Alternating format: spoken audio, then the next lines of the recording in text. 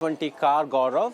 We have reconstructed the final 30 minutes of this car's journey through Chandni Chowk across Netaji Subhash Chandra Marg.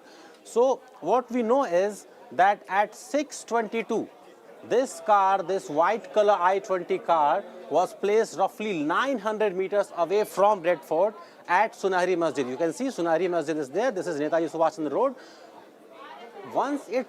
Once it leaves Sunahri Masjid parking at around 6:22, it moves towards the Jain temple. There is also a metro, Lal Killa metro here. So it starts to move towards the Rajghat side. Now, this is important, and this goes to show what the real intention, the real target of the perpetrators was. Because during their journey to the Red Fort, there was a time at the red light, there was a time where they came very close to the Jain temple as well as the Gauri Shankar temple. And right beside the temple is the metro station. So if the target, if the intention was to carry out a blast at the temple, they could have done it here. They did not. They passed the Jain temple, they passed the Chandni Chowk road, they even passed a very crowded electronics market and the gate number 1 of metro station. What they did was, they traveled 400 meters extra towards west and they made a U-turn. Why?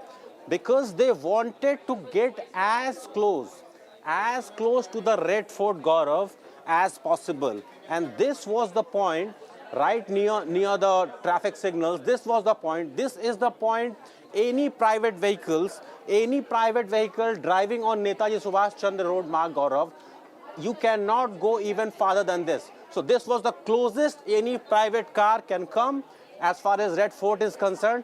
And perhaps the intention, and anybody who has been tracking Jaish-e-Mohammed for over a decade will tell you, Gaurav, that in all his speeches, one building that he often discusses, the Jaish-e-Mohammed chief Masood Azhar, he discusses Red Fort all the time. If apart from one religious site, he mentions Red Fort in Delhi very frequently.